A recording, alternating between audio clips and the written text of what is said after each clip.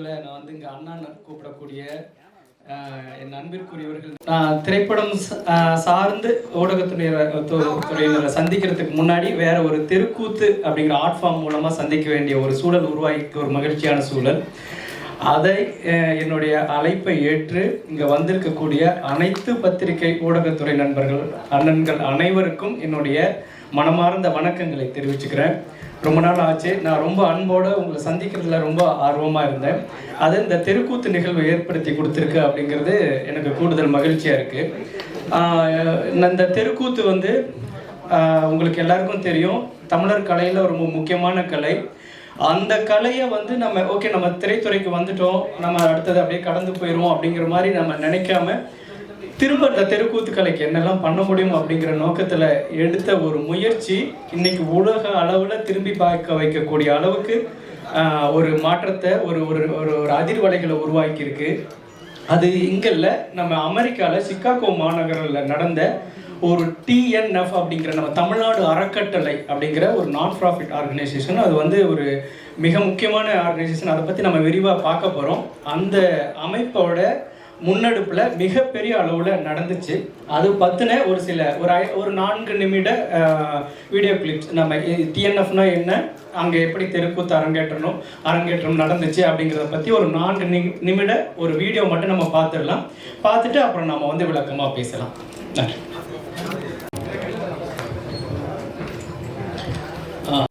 இதுக்கு தான் வந்து அச்சாணி அப்படின்னு சொல்லலாம் தமிழ்நாடு அறக்கட்டளைக்கு. அவரை வருக என்ன இவர் வந்து தமிழ்நாடு அறக்கட்டளையோட தமிழக ஒருங்கிணைப்பாளர், தமிழக தலைவர் அப்படின்னு சொல்லலாம். திரு ராஜரத்னம் IAS அவர்களையும் வருக என வரவேற்கிறேன். அந்த தெருக்கூத்து நிகழ்வை அந்த 300 பேரையும் ஒருங்கிணைச்சு அந்த மிகப்பெரிய சாதனை நிகழ்த்துறதுக்கு அந்த ஒருங்கிணைப்பாளராக இருந்து செயல்பட்ட திரு ராஜேந்திரன் கங்காதரன் அவர்களையும் வருக என வரவேற்கிறேன்.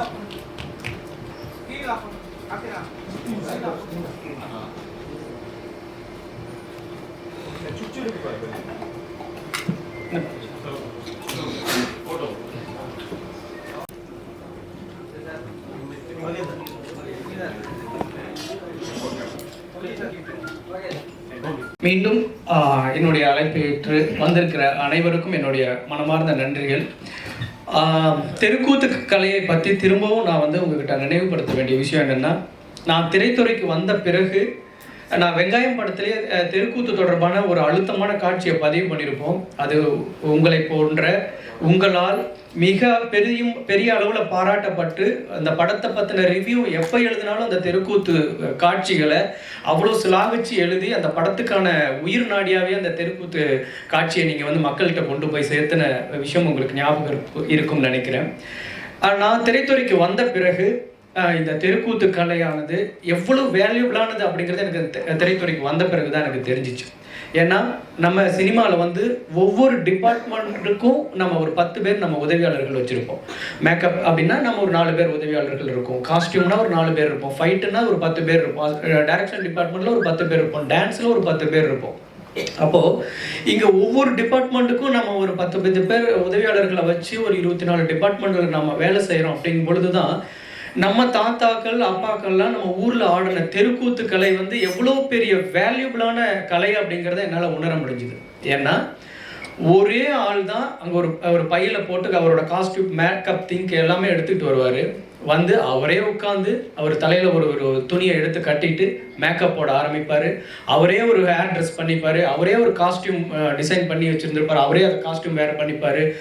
எல்லா வேலைகளையும் அவரே பண்ணிட்டு ஸ்டேஜுக்கு வந்த பிறகும் அவர் வந்து ஒரு சிங்கிள் பர்ஃபார்ம் மட்டும் பண்ணக்கூடிய நபராக இருக்க மாட்டார்.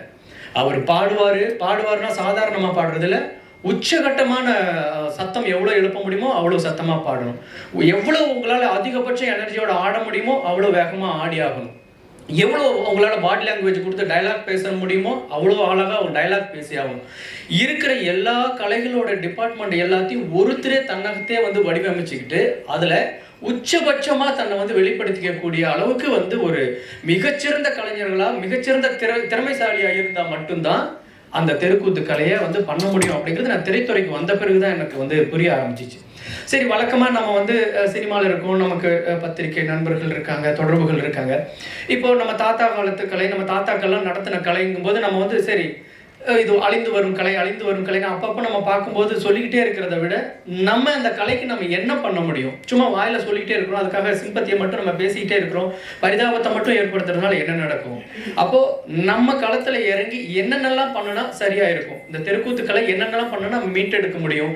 வெறும் ஒரு கோவில் திருவிழாக்குள்ள எங்கேயோ ஒரு மூலையில மட்டுமே நடக்கக்கூடிய கலையா இல்லாம எல்லா பொது நிகழ்ச்சிகளில், அரசு நிகழ்ச்சிகளில், கட்சி மீட்டிங்கில், பள்ளி ஆண்டு விழாக்களில், திருமண நிகழ்ச்சிகளில், வீட்டு விசேஷங்கள் எல்லாம் கூட அந்த தெருக்கூத்து கலையை நடத்துகிற அளவுக்கு நம்ம கொண்டு வரணும் அப்படிங்கிற ஒரு நோக்கத்தில் ஒரு கடந்த ஒரு 6 ஆண்டுகளுக்கு முன்பாக நான் அதை வந்து ஒரு முன்னெடுப்பு எடுத்தேன். முதலாக அதை வந்து கம்போடியாவில் அங்கவட் கோயிலுக்கு முன்னாடி அரங்கேற்றம் பண்ணோம். மாபெரும் வரவேற்பு கிடைச்சிச்சு. அங்கே இருக்கிற தமிழர் அல்லாதவர் எல்லாருமே இந்த கலையை வந்து கொண்டாடின விதம் தான் எனக்கு பெரிய உற்சாகம் கொடுத்துச்சு. மாபெரும் ஒரு கலையாக, மாபெரும் ஒரு ஆர்ட் ஃபார்மாக இருக்குது அப்படிங்கிறத உணர்ந்த பிறகு தொடர்ந்து இந்த தெருக்கூத்து கலையை இன்னைக்கு இருக்கிற பசங்களுக்கும் நம்ம வந்து கொண்டு போய் சேர்த்துறதுக்கு என்னென்ன வழிகள்லாம் நம்ம பண்ண முடியும், என்னென்ன மெத்தடில் அதை வந்து மாடிஃபை பண்ணால் இன்னைக்கு இருக்கிற பசங்களுக்கு. ஏன்னா தெருக்கூத்துனாலே வந்து விடிய ஆடுவாங்க, சாயந்தரம் ஆரம்பித்து காலையில் வரைக்கும் ஆடுவாங்க. ரொம்ப பழைய செந்தமிழில் ரொம்ப டிப்பிக்கல் தமிழில் பேசுவாங்க, பசங்களுக்கு புரியாது, கொஞ்சம் வந்து ஆபாசமாக பேசுவாங்க. இப்படி சில அதுக்குள்ளே என்னென்னலாம் சின்ன சின்ன ட்ராபேக்காக அதில் பார்க்கப்பட்டுச்சோ அதை எல்லாத்தையுமே வந்து சரி பண்ணி நம்ம வந்து இன்னைக்கு இருக்கிற ஆடியன்ஸுக்கு பிடிக்கிற மாதிரி, இன்னைக்கு இருக்கிற பசங்களுக்கு பிடிக்கிற மாதிரி கொண்டுட்டு போகணும் அப்படின்னு நினச்சேன். இதில் இன்னொரு சவாலாக என்ன இருந்துச்சுன்னா, நம்ம ஊரில் இருக்கிற பசங்களுக்கு விட வெளிநாடுகளில் வாழ்கிற சின்ன குழந்தைங்களுக்கு, பள்ளிக்கூடம் படிக்கிற பசங்களுக்கு தமிழில் அவங்க பேசுகிறதே ரொம்ப கடினமாக இருக்கும் பொழுது இந்த கலைக்கான வடிவத்தில் ஒரு தமிழை நம்ம அவங்களுக்கு சொல்ல முடியுமா அப்படின்னா பெரிய ஆச்சரியமாக இருந்துச்சு. சாதாரணமாக அவங்களுக்கு தமிழை கற்றுக் கொடுக்குறத விட கலையின் மூலமாக தமிழ் கற்றுக் கொடுக்கும்போது ரொம்ப அழகாக, ரொம்ப ஈஸியாக அவங்க வந்து அந்த மொழியை வந்து அடாப்ட் பண்ணிக்கிட்டாங்க, ஈஸியாக பேச ஆரம்பித்தாங்க. அப்போது தொடர்ந்து அந்த பசங்களுக்கு பிடிக்கக்கூடிய வகையில் அந்த கலையோட வடிவத்தை சின்னதாக மாற்றி அந்த சின்ன அந்த லென்த்தை குறைச்சி, அப்புறம் எனக்கு இருந்த ஒரு சின்ன சிக்கல் என்னென்னா, காலங்காலமாக வடநாட்டு கதைகளையே தெருக்கூத்தில் நம்ம பேசிகிட்டு இருக்கிறோமே, ஏன் தமிழர்களுக்குன்னு கதையே இல்லை அப்படின்னா, சும்மா நீங்கள் சங்க இலக்கியங்கள்லாம் ஒரு சும்மா டச் பண்ணால் போதும், நீங்கள் ஒரு நாளைக்கு 20 கதைகளை, பெரிய கதைகளே, சினிமாக்கான கதைகளையே எடுக்கலாம். புறநானூறில் இதெல்லாம் இல்லாத கதைகளே, சங்க இலக்கியங்கள் இல்லாத கதைகளே இல்லை. அப்போ தமிழர் கதைகளை தெருக்கூத்தில் நடத்தணுமா அப்படின்னா இல்லை. மகாபாரதம், ராமாயணம் வடநாட்டில் எழுதப்பட்ட கதை, வடநாட்டு கதாநாயகர்களில் கொண்டாடக்கூடிய கதைகளை மட்டுமே நம்ம தெருக்கூத்தில் நடத்திட்டு இருக்கிறோமே, தமிழர்களுக்குன்னு கதை இல்லையா அப்படின்னு தேட ஆரம்பித்தா, நீங்கள் அப்படி ஒரு சீட்டுக்கட்டை உருவனா சரசரன்னு கொட்டுற மாதிரி ஒரு வள்ளல்கள் அப்படிங்கிற ஒரு கான்செப்டில் எடுத்தால் கிட்டத்தட்ட 10-15 கதாநாயகர்களை வந்து ஒரு வாரத்துக்குள்ளே உருவாக்குற அளவுக்கு தமிழர்கள் வாழ்வியலில், தமிழர்களோட வரலாற்றில் கதைகள் இருந்துச்சு. அப்போது ஒட்டு மொத்தமாக நம்ம எடுக்கக்கூடிய தெருக்கூத்தில் தமிழர்களோட வாழ்வியலை பேசலாம். தமிழர்களோட வாழ்வியலை பேசுறதுக்கு எவ்வளோ இருக்கும் பொழுது ஏன் நம்ம வந்து ஒரே வந்து மகாபாரத ராமாயணம் மட்டும் பேசிகிட்டு இருக்கணும்? அதுவும் மக்களுக்கு பயன்படக்கூடிய அளவில் தமிழர்கள் வாழ்வியலை பேசக்கூடிய கலையாக மாற்றி நம்ம மக்களுக்கு, தமிழர்களுடைய கலை, தமிழர்கள் தான் வந்து கூத்து கலைஞர்களை வேடமிடுறாங்க, பார்வையாளர்களை உட்கார்ந்துருக்கவங்க முழுக்க தமிழர்கள். அப்போ ஏன் கதைகள் மட்டும் தமிழர்களோட கதையாக இருக்கக்கூடாது அப்படின்ட்டு முழுக்க நடத்தக்கூடிய கதைகளை, தமிழர்களோட கதைகளை உருவாக்கி அதை நடத்தும் பொழுது மிகப்பெரிய வரவேற்பு கிடைச்சிச்சு. அப்போது இதை தொடர்ந்து ஓகே நம்ம போயிட்டுருக்கிறோம், ஒரு ட்ராவலில் போயிட்டுருக்கோம் அப்படிங்கும் பொழுது இதுக்கு பெரிய அளவில் எங்கே அங்கீகாரம் கிடைக்குமா அப்படின்னு காத்துட்டு இருக்கும் பொழுது நமக்குன்னு ஒரு ஏங்கிக்கிட்டு இருந்த ஒரு பறவைக்கு ஒரு கடலில் பறந்துக்கிட்டு இருக்கிற எங்கேயாவது ஒரு ஆலமரம் கிடைக்குமான்னு, மரம் கிடைக்குமா அண்டலான் அப்படின்ட்டு பறந்துட்டு இருக்கிற ஒரு பறவைக்கு ஒரு பெரிய ஆலமரம் கிடைச்ச மாதிரி TNF அப்படிங்கிற ஒரு மிகப்பெரிய வலிமையான உயரிய நோக்கமுடைய ஒரு அமைப்பு இதுக்கு கை கொடுத்துச்சு. என்னென்னா TNF வந்து அமெரிக்க வாழ் தமிழர்கள் மத்தியில் மிக பிரபலமான ஒரு அமைப்பு. இங்கே இருக்கக்கூடிய மாணவர்களுக்கு, இங்கே இருக்கக்கூடிய அதை பற்றி ஒருங்கிணைப்பாளர்கள் வந்திருக்காங்க, நிறையா சொல்லுவாங்க. அந்த அமைப்பின் மூலமாக இதை பண்ணுறது அப்படின்னு முடிவான பிறகு அவங்க கொடுத்த ஒத்துழைப்பில் எனக்கு பெரிய உற்சாகம் கிடைச்சிது. இது சாதாரணமாக நம்ம பண்ணி நிறுத்தக்கூடிய ஒரு இடமா இல்லாமல் உலக மக்களோட கவனமே ஒட்டுமொத்த கலைக்கும் ஒரு டேர்னிங் பாயிண்டாக, ஒரு திருப்பு முனையாக இருக்கக்கூடிய அளவுக்கு பிரம்மாண்டமாக பண்ணிடணும் அப்படிங்கிற மாதிரியான ஒரு எண்ணம். அவங்களும் எனக்கு வந்து நீங்கள் இப்படி பண்ண முடியுமா அப்படின்னு கேட்கும்போது கண்டிப்பாக பண்ணலாம் சார், நானும் அப்படி ஒரு மாற்றத்துக்காக தான் காத்துட்ருக்கேன், அடித்தா வந்து உலகமே திரும்பி பார்க்குற மாதிரி இருக்கணும் அப்படிங்கிற மாதிரியான ஒரு என்னோட வேண்டுகோளை கொடுத்துருந்தேன். அவங்களும் அதுக்கு வந்து ரொம்ப அழகாக வந்து எல்லா விதமான ஏற்பாடுகளும் பண்ணி ரொம்ப சிறப்பாக ஒரு வெளிநாடுகளில் போயிட்டு ஒரு 300-400 பேரை ஒருங்கிணைக்கிறதுங்கிறது நம்ம இங்கேருந்து பார்க்குறதுக்கு சாதாரணமாக இருக்கலாம். ஒவ்வொருத்தரையும் வரவழைச்சி அவங்களுக்கு பயிற்சியை கொடுத்து அது நடத்தின அந்த விதம் தான் நீங்கள் அதை பார்த்தீங்க. எங்களுக்கு வந்து அந்த 2 மாத உழைப்பு, கடுமையான உழைப்புகளுக்கு பிறகு அந்த கின்னஸ் சர்டிஃபிகேட்டை வந்து இதுதான் வந்து உலகில் மிக பிரம்மாண்டமான வெளிநாடுகளில் வந்து நடத்தப்பட்டதிலே மிக பிரம்மாண்டமான ஒரு நாட்டுப்புற கலை நிகழ்ச்சி அப்படின்னு சொல்லி அறிவிக்கும் பொழுது அத்தனை கஷ்டமும் பறந்து போகிறதா இருந்துச்சு. அது சொல்லி வார்த்தையால் சொல்லி விளக்க முடியாது. ஏன்னா நான் என்னுடைய படத்துக்கு ஒரு வேலை செய்கிறேன், இல்லை நான் தனிப்பட்ட ஒரு பிஸ்னஸ்க்கு ஒரு வேலை செய்கிறேன்னா அது என்னுடைய படத்துக்கு மட்டும்தான் அது வந்து சப்போர்ட்டிவாக இருக்கும், அது என்னுடைய வேலைக்கு மட்டும்தான் சப்போர்ட்டிவாக இருக்கும். ஆனால் இடையில் நான் இந்த தெருக்கூத்து கலைக்காக பண்ணின இந்த விஷயங்கள் எல்லாமே ஒட்டு மொத்தமாக இந்த ஆர்ட் ஃபார்முக்கே ஒரு சப்போர்ட்டிவாக மாறி இருக்கு. அப்படிங்கும்போது நான் இந்தியா வந்த பிறகு இங்கே இருக்கக்கூடிய கலைஞர்களோட ஒப்பீனியன், அவங்களுடைய மகிழ்ச்சியான வார்த்தைகளை கேட்கும்போது எனக்கு அவ்வளோ சந்தோஷமாக இருந்துச்சு. இங்கே இருக்கிற, ஏன்னா உங்களுக்கு தெரியும், கூத்தாடினாலே நம்ம ஊரில் சினிமாக்காரனை திட்டுறதுக்கே கூத்தாடிங்கிற வார்த்தையை சொல்லி தான் திட்டுவாங்க. கூத்தாடினாலே ஒரு கெட்ட வார்த்தை மாதிரி சொல்லிக்கிட்டு இருந்த ஒரு ஒரு ஒரு பழக்க வழக்கம் இருந்துச்சு நம்ம ஊரில். அப்போது அந்த கூத்தை அமெரிக்கா மாதிரியான ஒரு வளர்ந்த நாட்டில் ஒரு கின்னஸ் மாதிரியான ஒரு மாபெரும் அமைப்பு அங்கீகரிக்கக்கூடிய அளவில் நம்ம நடத்தியிருக்கிறோம் அப்படிங்கிறது உண்மையிலேயே நீங்கள் சொன்னால் நம்ப மாட்டீங்க. ஒவ்வொரு தெருக்கூத்தாடியும் தன்னை வந்து நெஞ்ச நிமிர்த்திக்கக்கூடிய அளவில் அவ்வளோ கொண்டாடினாங்க. தனிப்பட்ட முறையில் எனக்கு வாழ்த்து சொன்னாங்க. வாய்ஸ் மெசேஜ்லாம் கேட்டால் அவ்வளோ உருக்கமாக எனக்கு வந்து அனுப்பியிருந்தாங்க. எனக்கு மிகப்பெரிய நிறைவாக இருந்துச்சு. எங்கேயோ ஒரு சின்ன ஒரு எளிய விளிம்பு நிலையில் இருக்கக்கூடிய ஒரு கலைஞர்களோட தான் செய்கிற தொழிலை வந்து ப்ரௌடாக ஃபீல் பண்ணுற அளவுக்கு நம்ம ஒரு வேலை செஞ்சுருக்கோம் அப்படிங்கும் பொழுது ரொம்ப மகிழ்ச்சியாக இருந்துச்சு. அதுக்கு இந்த டிஎன்எஃப் என்கிற ஒரு மாபெரும் ஒரு ஆலமரத்துக்கு தான் நான் வந்து தலைவணங்கி நன்றி சொல்லணும். அந்த டிஎன்எஃப் என்ன, அது இந்த தெருக்கூத்து எப்படி உருவாச்சு அப்படிங்கிறத அந்த டிஎன்எஃப் தமிழ்நாடு அறக்கட்டளையோட தேசிய ஒருங்கிணைப்பாளர், நேஷனல் ஆர்கனைசர் வந்து திரு சிவா சார் அவர் வந்து உங்ககிட்ட பகிர்ந்துப்பார். முதலில் தமிழ்நாடு டிஎன்எஃப் என்பது தமிழ்நாடு அறக்கட்டளை சுருக்கம். 50 வருடங்களுக்கு முன்பு 1974 பால்டிமோரில் தொடங்கப்பட்டது. நான் 5 பேரால் இன்று ஒரு 30க்கும் மேற்பட்ட சாப்டர்ஸ் யூஎஸில் இருக்குது. வருஷத்துக்கு கோடிக்கணக்கான ரூபாயில் முழுவதும் அங்கே கலெக்ட் பண்ண பணம் முழுவதும் தமிழ்நாடு மக்களுக்கு, பின்தங்கிய மக்களுக்கு சேவை புரிவதே நோக்கம். அதில் 4 கோல். ஒன்று kids education and women's empowerment in under privileged area and health and hygienic. 4வது ரூரல் டெவலப்மெண்ட். இதுதான் 4 பில்லர்ஸ். ஸோ இது 50 வருடங்கள் பெரியவர்களால் சிறப்பாக செயல்பட்டு வர்றது. அது 50வது வருடம் முத்தாய்ப்பாக இருக்கணும் அப்படிங்கிற ஒரு நோக்கத்தோடு சிகாகோவில் வந்து நடத்தலாம் அப்படின்னு சொல்லிட்டு முடிவெடுக்கப்பட்டது 3 வருடங்களுக்கு முன்பு. இது 2019வது ஆண்டு 10வது உலக தமிழ் ஆராய்ச்சி மாநாடு வந்து சிகாகோவில் நாங்கள் தான் நடத்தினோம். அது கிட்டத்தட்ட தன்னார்வ தொண்டர்கள் 5000க்கும் மேற்பட்ட தொண்டர்கள் நடத்தப்பட்ட அதே குழு இப்போதுமே வந்து பண்ணோம். இந்த ஈவெண்ட் நோக்கம், பொன்விழா நோக்கம் வந்து ஏதாவது ஒரு காரணம் இருக்குன்னு சொல்லி 3 கோல். நம்மளுடைய தமிழர் பண்பாடு எப்போதுமே நேற்று, இன்று, நாளை, இது எப்போதுமே நம் மனதில் இருக்கும். ஸோ இந்த 50 வருடங்களாக கட்டிக்காத்து வந்த தலைவர்களுக்கும் தொண்டர்களுக்கும் ஒரு நன்றி நவிழல் விழாவாகவும், அங்கு உள்ள அடுத்த தலைமுறையினர்கள் அவங்க வந்து நம்ம ஊருக்கு கனெக்டிங் வித் த ரூட்ஸ். ஆக்சுவலாக நம்மளுடைய கிராமங்கள், என்னுடைய கிராமம், எல்லாருடைய கிராமங்களுக்கும் அடுத்த தலைமுறையினரை வந்து ஒரு தொடர்பு ஏற்படுத்தி கொடுக்கணும். ஏன்னு கேட்டிங்கன்னா வந்து அங்கே உள்ளவங்களுக்கு வந்து லீவ், அங்கே வந்து என்ன பண்ணோம், போர் அடிக்கும் அப்படின்னு சொல்லிட்டு இருப்பாங்க. ஆனால் நமக்கு வந்து ஒரு பின்னாடி நம்ம ஒரு 50 வருஷத்துக்கு அப்புறம் வந்து நம்ம சார்பில் வந்து நமக்கு என்ன பிடிக்குதோ நம்மளுடைய கிராமங்களுக்கு நம்ம சார்பில் வந்து ஏதாவது பண்ணணும்னு நினச்சாச்சுன்னா வந்து அந்த கிட்ஸுக்கு, நம்மளுடைய குழந்தைகளுக்கு இங்கே ஒரு தொடர்பு ஏற்படுத்தி கொடுக்கணும். ஆக்சுவலாக அது 2வது கோல்.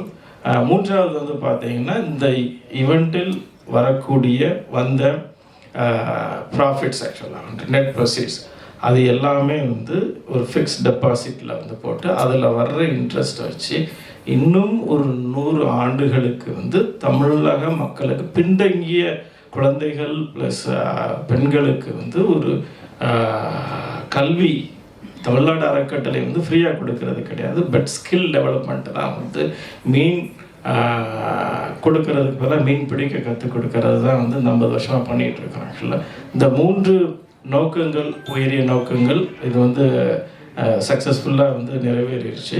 இதில் பார்த்தீங்கன்னா வந்து டைரக்டர் அவர்கள் பார்க்குறப்ப வந்து இந்த தெருக்கூத்து பற்றி பேசுகிறப்ப வந்து பார்த்தீங்கன்னா இதில் ஒரு கலை நம்ம 50வது தமிழ்நாடு அறக்கட்டளையின் பொன்விழா ஆண்டில் ஒரு கலையை நிமிர்ந்து நிப்பாட்டுவதற்கும் வந்து ஒரு முயற்சியாகவும் இது சார்ந்து இருக்கக்கூடிய நூற்றுக்கணக்கான ஆயிரக்கணக்கான பின்தங்கிய மக்களுக்கு வந்து ஒரு பெரிய ஒரு புது வாழ்வு கிடைக்கும் ஆக்சுவலாக அப்படிங்கிற ஒரு உயரிய நோக்கத்தோடும் வந்து இந்த கலையை எடுத்து பண்ணோம். ஸோ 300க்கும் மேற்பட்ட அங்கே உள்ள கிட்ஸ் பாதிக்கும் மேற்பட்டவர்கள் வந்து கிட்ஸ் தான் ஸ்கூல் கிட்ஸ் தான் வந்து பண்ணாங்க. இதுக்கு ட்ரெஸ்ஸஸ்லாம் வந்து கிட்டத்தட்ட ஒரு 300 ட்ரெஸ்ஸஸ் மேலே வந்து இங்கே தான் தைச்சிட்டு போனால் ஒரு ட்ரெஸ்ஸஸ்லாம் வந்து பார்த்தீங்கன்னா வந்து 8,000 10,000 ரூபா வரைக்கும் 35 ஃபேமிலி பின்தங்கிய மக்கள் வந்து இதை ஏற்படுத்தி அங்கே ஷிப் பண்ணி பண்ணோம். ஸோ அப்படி ஒரு நிகழ்வில் வந்து பார்த்திங்கன்னா ஒரு கின்னஸ் ரெக்கார்டு கிடைச்சிது அப்படிங்கிறப்ப வந்து ஒரு கலைக்கு வந்து ஒரு அங்கே உள்ள மக்கள்லாம் ரொம்ப பெருமையாக வந்து ஃபீல் பண்ணுறாங்க. இன்றைக்கி ஈவெண்ட் முடிஞ்சு கிட்டத்தட்ட 3 வாரம் ஆகுது. இன்றைக்கி வந்து ஆடிட்டு தான் இருக்கிறாங்க ஆக்சுவலாக வந்து. ஸோ மிக சந்தோஷம் ஆக்சுவலாக வந்து. ஸோ இதுதான் தமிழ்நாடு அறக்கட்டளை நோக்கம் ஆக்சுவலாக வந்து. ஸோ ஐயா ராஜரத்னம் ஐயா வந்து ஐஏஎஸ் ஆஃபீஸர் இங்கே உள்ள சார். ஸோ ராஜரத்னம் சார் வந்து சொல்லுவாங்க தமிழ்நாட்டில் என்ன பண்ணிகிட்டு இருக்கிறோம் தமிழ்நாடு அறக்கட்டளைன்னு சுருக்கமாக. என்னோடய பேர் ராஜரத்னம். அரசாங்கத்தில் வேலை பார்த்த பிறகு ஓய்வு பெற்ற பிறகு இந்த அறக்கட்டளையில் தமிழ்நாடு அறக்கட்டளையினுடைய தலைவராக இருக்கின்றேன். இப்பொழுது தெருக்கூத்துனா நம்ம பிள்ளைகளுக்கே பல பேருக்கு தெரியாது. ஆனால் இந்த கலையை எடுத்துகிட்டு போய் அமெரிக்காவில் இருக்கின்ற பிள்ளைகளுக்கு ஒரு கிட்டத்தட்ட 2 மாத காலம் பயிற்சி கொடுத்து அவர்கள் மேடையில் ஆட வைத்தது உண்மையிலேயே பாராட்டுக்குரியது. நான் திரு டைரக்டர் அவர்களை மனமாற பாராட்டுகின்றேன்.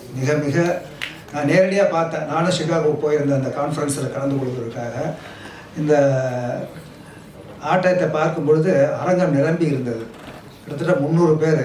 அந்த 300 பேர் வேண்டிய குடும்பங்கள் வந்தாலே போதும். இருந்தாலும் அந்த அரங்கம் வந்து 4000 பேர் கொள்ளக்கூடிய அரங்கம். அந்த அரங்கம் முழுமையாக நிரம்பி இருந்தது. மிக நன்றாக இருந்தது. அனைவருமே பாராட்டினார்கள். எனவே அந்த அளவிற்கு இந்த கலையை தமிழ்நாட்டுக்கு வெளியே எடுத்து சென்ற பெருமை டைரக்டர் அவர்களுக்கு பொருந்தும். அதற்காக மீண்டும் அவர்களை பாராட்டுகின்றேன். 2வது, அவர் ஏற்கனவே சொன்ன மாதிரி தமிழ்நாடு அறக்கட்டளை இங்கே சென்னையில் கீழ்ப்பாக்கில் அலுவலகம் இருக்குது. ஏற்கனவே அவர் சிவா சொன்னது மாதிரி 1974 ஆரம்பித்து 50 ஆண்டுகளாக தொடர்ந்து நடைபெற்று கொண்டிருக்கின்றது. கடந்த 6 ஆண்டுகளாக நான் வந்து தலைவராக இருக்கின்றேன். அதுக்கு முன்னாடி பல தலைவர்கள் இருந்திருக்கின்றார்கள். இப்போது இதற்கு முன்னாடி நமக்கு போதிய நிதி இல்லை. இப்போ தான் ஒரு 3-4 ஆண்டுகளாகத்தான், அதாவது 17வது ஆண்டுகளுக்கு 17க்கு பிறகு தான் 2017க்கு பிறகு தான் நமக்கு நிதி ஓரளவு அமெரிக்காவிலேருந்து வர ஆரம்பித்திருக்கின்றது. அமெரிக்காவில் கிட்டத்தட்ட 1500 லைஃப் மெம்பர்ஸ் இருக்காங்க தமிழ்நாடு அறக்கட்டளையில். அவர்கள் கொடுக்கின்ற நிதி போக ரெகுலர் டோனர்ஸ் இருக்காங்க. அவங்க கொடுக்கின்ற நிதியெல்லாம் அவர்கள் நமக்கு கலெக்ட் பண்ணி இங்கே அனுப்புகிறாங்க. நம்ம தமிழ்நாடு அறக்கட்டளை வந்து governed by the foreign regulation act. தெரியும், எஃப்சிஆர்ஐ பற்றி தெரியும் உங்களுக்கு. இப்போ ரொம்ப ஸ்ட்ரிக்டாக அதை ஃபாலோ பண்ணுறோம். அவங்க அனுப்புகிற பணத்தை நமக்கு டெல்லிக்கு வந்துடும். டெல்லியில் ஸ்டேட் பேங்க் கிளைக்கு வந்துடும். அங்கேருந்து இங்கே ஒரு சென்னையில் ஒரு பேங்க்கில் நாங்கள் கணக்கு வச்சுருக்கோம். அந்த கணக்குக்கு மாற்றிடுவோம். மாற்றின பிறகு தமிழ்நாட்டில் 38 மாவட்டம் இருக்குது. இந்த 38 மாவட்டத்துக்கும் அந்த தொகையை பிரித்து ஒவ்வொரு மாவட்டத்திற்கும் ஒரு தொகையை போட்டுருவோம். வருஷம் அங்கேருந்து வருகின்ற தொகை. சென்ற ஆண்டு எங்களுக்கு டல்லஸ் மாநிலத்தில் கான்ஃபரன்ஸ் நடந்தது. கிட்டத்தட்ட ஒரு 6 கோடி ரூபாய் போன வருஷம் வந்தது நமக்கு. அந்த பணத்தை அப்படியே பிரித்து ஒவ்வொரு மாவட்டத்துக்கும் போட்டோம்.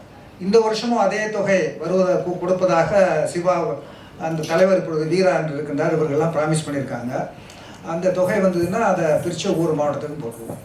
இப்போ இந்த தொகை வந்த பிறகு அது ஃபிக்ஸட் டெபாசிட் கார்பஸ் ஃபண்டு. அந்த கார்பஸ் ஃபண்டுலேருந்து பணத்தை எடுக்க முடியாது. அதுலேருந்து வருகின்ற இன்ட்ரெஸ்ட்டை எடுத்து ஒவ்வொரு ஆண்டும் ஒரு திட்டம் நிறைவேற்றுகிறோம். இப்போதைக்கு தமிழ்நாட்டில் 99 பள்ளிக்கூடங்கள், 99 அரசு பள்ளிகளை தேர்ந்தெடுத்து, குறிப்பாக கிராமப்புறத்தில் இருக்கின்ற பள்ளிகளை தேர்ந்தெடுத்து, அந்த பள்ளிகளில் படிக்கின்ற ஏழை எளிய மாணவர்களுக்கு மிகவும் குறிப்பிட்டு சொல்ல வேண்டுமானால் ஸ்லோ லேர்னர்ஸ், மெல்ல கற்கும் மாணவர்களுக்கு தனியாக ஆசிரியர்களை அமர்த்தி அந்த மெல்ல கற்கும் மாணவர்களுக்கு தேவையான உதவிகளெல்லாம் செய்து அவர்களை படிக்க வைத்து ரெகுலர் கிளாஸஸில் சேர்த்து விடுறோம். அதுதான் இப்போ செய்துட்ருக்கோம். இந்த திட்டத்தின் மூலம் ஒரு வருஷத்துக்கு 6000 ஸ்டூடெண்ட்டை ட்ரெயின் பண்ணுறோம். இந்த வருஷம் 5843 பேர் படிக்கிறாங்க அந்த அகாடமிக் பிரிட்ஜ் கோர்ஸில். இது 99 ஸ்கூலில் நடக்குது. 140 டீச்சர்ஸ் இதுக்காக நாங்கள் அப்பாயின்ட் பண்ணியிருக்கோம். இது அரசினுடைய அனுமதி பெற்று அரசு பள்ளி நடக்கின்ற நேரத்திலேயே நமது ஆசிரியர்களும் மாணவர்கள் சொல்லிக் கொடுப்பார்கள். இவர்களை பயிற்றுவித்து இந்த மாணவர்கள் எப்படி இருப்பாங்கன்னா, பல மாணவர்களுக்கு 8வது படிக்கின்ற மாணவர்களுக்கு ஏபிசி எழுத தெரியாது, ஏபிசி சொல்ல தெரியாது, ஆனால் சொல்ல தெரியாது. அது மாதிரி மாணவர்கள் எல்லாம் நம்மளுடைய ஏபிசி வகுப்பில் சேர்ந்து அவர்களுக்கு சொல்லிக் கொடுத்து அதில் ஒரு 100 மாணவர்கள் நம்மிடம் படித்தார்கள் என்றால் இன்றைக்கு இருக்கின்ற நேரையில் ஒரு 30லேருந்து 35 மாணவர்கள் நல்ல மதிப்பெண்கள் பெறுகின்ற அளவுக்கு உயர்ந்து விடுகிறார்கள். மற்ற மாணவர்கள் ஓரளவுக்கு பயிற்சி இன்னும் அதிகமாக பயிற்சி கொடுக்க வேண்டிய ஒரு சூழ்நிலை இருக்கின்றது. தொடர்ந்து செய்து கொண்டு இருக்கின்றோம். இந்த நல்ல காரியம் செய்வதற்கு நமக்கு உதவி செய்கின்ற தமிழ்நாடு அறக்கட்டளை உறுப்பினர்கள், அமெரிக்காவில் வாழ்கின்ற தமிழர்களுக்கு நான் தமிழ்நாட்டு மக்களின் சார்பாக, குறிப்பாக ஏழை மாணவர்கள் சார்பாக நன்றியை தெரிவித்துக் கொள்கின்றேன். இது தவிர்த்த வருகின்ற ஆண்டுகளில் விமன் எம்பவர்மெண்ட், அதாவது கல்வி கொடுப்பதோடு இல்லாமல் கிராமப்புற பெண்களுக்கு வேலைவாய்ப்பு ஏற்படுத்தி கொடுக்க வேண்டும் என்பதற்காக சில திட்டங்களை தொடங்குவதற்காக இந்த ஆண்டிலிருந்து தொடங்க ஆரம்பித்திருக்கின்றோம். அந்த திட்டம் நல்ல முறையில் நடக்கும் என்று நான் எதிர்பார்க்கின்றேன். இதற்கு தமிழக அரசினுடைய ஒத்துழைப்பு மிக நல்ல அளவில் நமக்கு கிடைத்திருக்கின்றது. எனவே I thank the government of Tamil Nadu for having permitted us. The only organization which has been permitted to work in the government school during working hours is Tamil Nadu Foundation. அதனால் அதற்காக நான் நன்றியை தெரிவிக்கின்றேன். நன்றி, வணக்கம். இதில் முக்கியமாக நம்ம இதை தெரிஞ்சுக்க வேண்டிய ஒரு விஷயம், இப்போது 50வது ஆண்டு விழா டிஎன்எஃப் ஓகே இதை பிரம்மாண்டமாக பண்ணணும் அப்படின்ட்டு ஒரு எண்ணத்தை மனசில் வச்சுருக்காங்க. எனக்கும் ஒரு தெருக்கூத்து கலைஞராக இதை பெரிய அளவில் பண்ணணும் அப்படின்ட்டு நானும் நினச்சிட்டேன். ஆனால் அதை நடைமுறைப்படுத்துறதுங்கிறது தான் அந்த மனசில் தோன்ற எண்ணத்துக்கும் அந்த ஸ்டேஜில் இருந்த விஷுவலுக்கும் நடுவில் ஒரு பெரிய ப்ராசஸிங் இருந்துச்சு. அது நான் நினைக்கிறது ரொம்ப ஈஸி.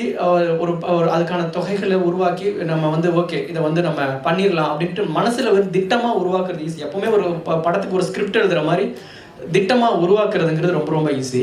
ஆனால் அந்த 2 மாத இடைவெளியில் அந்த 300 பேரையும் ஒருங்கிணைச்சு அதை அந்த நிகழ்ச்சியை நடத்துறதுக்குள்ளே ஏற்பட்ட அந்த சவாலான அனுபவங்களை நான் முன்னாடி கண்ணு முன்னாடி இருந்து பார்த்தேன். அவ்வளோ வியந்து போகக்கூடிய அளவுக்கு அங்கே இருக்கிற மக்களை, நம்ம ஊரில் ஒரு மக்களை ஒருங்கிணைக்கிற ஸ்டைலுங்கிறது வேற, அது ஈஸியாக வந்துடும்.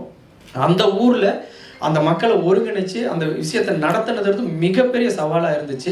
அதை ஒருங்கிணைச்சவர் தான் ராஜேந்திரன் கங்காதரன் அவர்கள். அவருடைய அனுபவம் ரொம்ப ரொம்ப முக்கியமானது. இந்த தெருக்கூத்துக்கு மட்டும் இல்லாமல் மற்ற எல்லா விஷயத்தையுமே ஒருங்கிணைக்கும் போது நான் அதை ரோல் மாடலாக எடுத்துக்கணும்னு நினைப்பேன். அவ்வளோ சிரமப்பட்டு அதை ஒருங்கிணைச்சார். அவருடைய அனுபவம் இந்த தெருக்கூத்து அந்த மேடையில் நம்ம பார்த்த காட்சிக்கு பின்னாடி அவ்வளோ டார்க்குள்ளே அவ்வளோ மறைஞ்சிருக்கு. அதை இந்த இடத்துல அவர் பகிர்ந்துக்கிட்டா நான் ரொம்ப சந்தோஷப்படுவேன். எல்லாருக்கும் வணக்கம். முதல்ல நான் டிஎன்எஃப் தான் நன்றி சொல்லணும் இந்த ப்ராஜெக்ட் எடுத்து பண்ணுறதுக்கு. அடுத்தது வீரா வேணுகோபால் சிவா, அவங்க தெருக்கூத்து பண்ணலான்னும் போது நம்ம கமிட்டியில் உட்காந்து பேசிட்டு இருக்கும்போது எப்படி பண்ணுறதுனா, நான் சும்மா விளையாட்டுக்கு நான் எடுத்து பண்ணுறேன் சிவா அப்படின்னேன். சரி நீங்கள் பண்ணுங்க அப்படின்ட்டு சொன்னாங்க. அப்போ ஒரே ஒரு கண்டிஷன் மட்டும் தான் சொன்னாங்க, உங்கள்கிட்ட ஒப்படைச்சிட்டேன், அது உங்கள் பிரச்சனை, எப்படியாவது கின்னஸ் சர்டிஃபிகேட் வாங்கி கொடுத்துடணும், இதில் உங்கள் பொறுப்புன்னு சொல்லி விட்டாங்க. அதே மாதிரி எந்த ஒரு இன்டர்ஃபரன்ஸும் கிடையாது, நீ பண்ணிக்கோ, எந்த தடைக்கும் எதுவுமே தடுக்க மாட்டோம், நீங்கள் அறிக்கணும். இது சுவாச மாதிரி 300 பேர்னு வரும்போது சிகாகோ மாநகரம் மட்டும் இல்லை, யூஎஸில் இருக்க எல்லா ஸ்டேட்லேருந்தும் பங்கெடுத்தாங்க. டிஎன்எஃப் சாப்டர் 26 இடத்துல ஆக்டிவாக இருக்குது. அவங்க எல்லாரையும் உள்ளே கொண்டு வரணும் தான் ஒரு எண்ணம். அதனால் டென்னிசி சாப்டர் எல்லா சாப்டர்லேயும் ஒரு 2 பேரை பிடிச்சி எல்லாரும் பங்கேற்கணும். அப்போ தான் அந்த தெருக்கூத்து சிகாகோ மட்டும் இல்லாமல் எல்லா ஸ்டேட்டுக்கும் போகன்ற ஒரு எண்ணம். ஸோ இதை ஆரம்பிக்கும் போது ஈஸியாக இருந்தது. இவர்கிட்ட பேச ஆரம்பித்தது தான் எனக்கு கஷ்டம் ஆரம்பித்தது. முதல்ல ட்ரெஸ்ஸில் ஆரம்பித்தார், சார் நீங்கள் பாருங்கள் சார், நான் வீடியோ எடுத்து சேலத்தில் ட்ரெஸ்ஸு தைச்சிட்ருக்கேன் சார், 300 kg ட்ரெஸ் சார், இது எப்படியாவது கொண்டு வந்து டைமில் சேர்த்துடணும் சார். அங்கே ஆரம்பித்த சோதனை தான் ஃபஸ்ட் எனக்கு. அது ஒரு ட்ரெஸ்ஸையும் எடுத்து அவர் கொண்டு வந்து ஷிப்மெண்ட் பண்ணி பாக்ஸ் போட்டு இங்கேருந்து அதுக்கு ஒரு பெரிய கொரியர் சர்வீஸ் ஹெல்ப் பண்ணி கிட்டத்தட்ட 300 kg ட்ரெஸ் வந்து எடுத்துகிட்டு வந்தோம். ஒரு சின்ன ஐட்டம் கூட வேணாம் விட்டுலாம் சார், யாருக்கும் தெருக்கூத்துலாம் என்னன்னு தெரியாது. இந்த கிளிப்பிலலாம் என்ன சார் இப்போ ஐயோ கிளிப்பிலலாம் தெருக்கூத்தே கிடையாது சார், அந்த இது வைக்கலாம் தெருக்கூத்தே எல்லாமே பர்ஃபெக்டாக இருக்கணுன்றதுக்காக அவ்வளோ மனக்கட்டு அந்த கிரீடம் இது எல்லாமே செஞ்சு கொண்டு வந்தார்.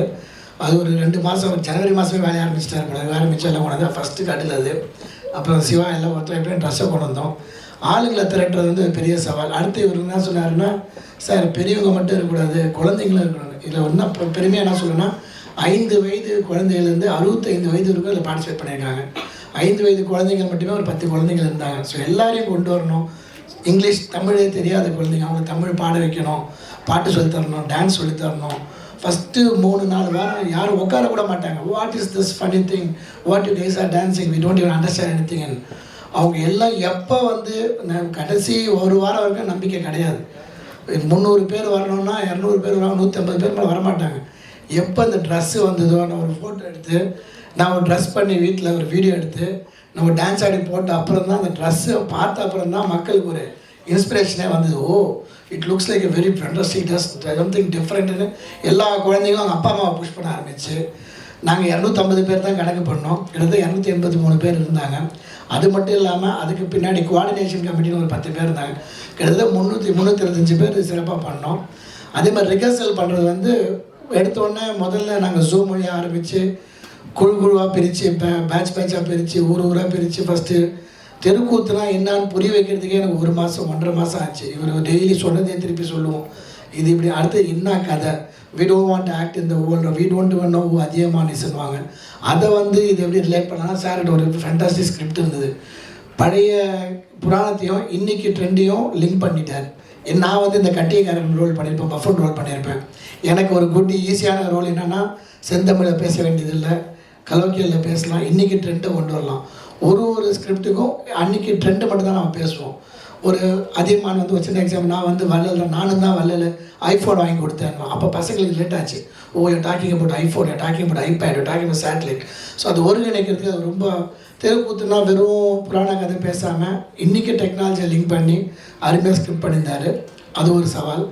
எல்லாத்தோட பெரிய சவால் வந்து இதில் ஒரு பெரிய விஷயம் என்னென்னா 284 பேரில் என்னை தவிர ஒருத்தவங்க ஸ்டேஜ் ஏறினவங்க யாருமே கிடையாது. நான் ஒரு 2-3 ட்ராமா பண்ணியிருக்கேன், ஒரு படம் பண்ணியிருக்கேன். இங்கே எனக்கு மட்டும்தான் அந்த ஸ்டேஜ் இதெல்லாம் கொஞ்சம் ஓரளவுக்கு அறிவு இருக்குது. மீதி 283 பேரும் முறையாக ஸ்டேஜ் ஏறது. அவ்வளோ பெரிய 2 மாதம் உட்கார வச்சு பெண்டை கைட்டு எடுத்து ஒன்றுமே காம்ப்ரமைஸ் ஆக மாட்டார். அந்த அடவை வரணும் திருப்பி பண்ணலாம். ஃபுல்லாக ட்ரெயின் பண்ணது இவர் தான். நாங்கள் வந்து ஒருங்கிணைச்சோம். இதுக்கு எனக்கு ஒரு துணியாக 2-3 பேர் இருந்தாங்க. அன்பன் மதகுமார் ஒருத்தர் மில்வாக்கியில் ஒரு அண்ணா இருந்தார், ரொம்ப பக்கபலமாக இருந்தாங்க. பிரதீப், செந்தில், நிறைய பேர் சொல்லிட்டு போகலாம். நம்ம எல்லா ஒரு டீம் ஒர்க் தான் இது. இந்த ஆப்பர்ச்சுனிட்டி கொடுத்தாங்க. எனக்கு ஒரே ஒரு கனவு என்னென்னா அடுத்தவங்க பணத்தை எடுத்து இன்வெஸ்ட் பண்ணி இந்த கின்னஸ் வாங்கணுன்ற வெறி. அது தப்பாயிடுச்சுன்னா போட்ட உழைப்பெல்லாம் வேஸ்ட்டாக போயிடும். டிஎன்எஃப் உடைய பேருக்கு வரணும், இது உலகம் ஃபுல்லாக பரவணுன்ற எண்ணம் வந்து ஒரு 3 மாதம் என் தொண்டை அப்போ போன தொண்டை இது என் வாய்ஸே கிடையாது. அன்றைக்கி போன தொண்டை ஒன்றும் வரல. அவனுக்கு பயங்கரமான உழைப்பு, ஆனால் பலன் கிடைச்சிது. ரொம்ப சக்ஸஸ்ஃபுல்லாக பண்ணோம். இன்றைக்கி இங்கே வந்து உட்காரும் போது பெருமையாக இருக்குது. இது இதோடு நிறுத்தாமல் சிவா எல்லாம் சொல்லியிருந்த மாதிரி இது அமெரிக்கா முழுவதும் இன்னும் 2 ஆண்டுகளுக்கு எல்லா ஸ்டேட்லேயும் இப்போ போட போகிறோம். இவங்க ரெக்கார்டை வந்து அடுத்த எங்கேயாவது முறியடிக்க முடிஞ்சால் நாங்கள் தான் முறியடிப்போம்னு ப்ராமிஸ் பண்ணியிருக்கோம். சிங்கப்பூர், இலங்கை எங்கே ட்ரை பண்ணாலும் எனக்கு ஏற்கனவே ஜெர்மனிலேருந்து ஒருத்தர் கான்டாக்ட் பண்ணியிருக்காங்க, நம்ம இங்கே பண்ண முடியுமான்னு. இந்த தெருக்கூத்து கலையை எங்கெல்லாம் நம்ம கொண்டு போய் சேர்க்க முடியுமோ, எவ்வளோ ஹெல்ப் பண்ண முடியுமோ, இது ஒரு விழாவாக இல்லாமல் முடிக்காமல் இன்னொரு 3-4 ஆண்டுகளுக்கு இது தொடரணும், இது கொண்டு போகணும்.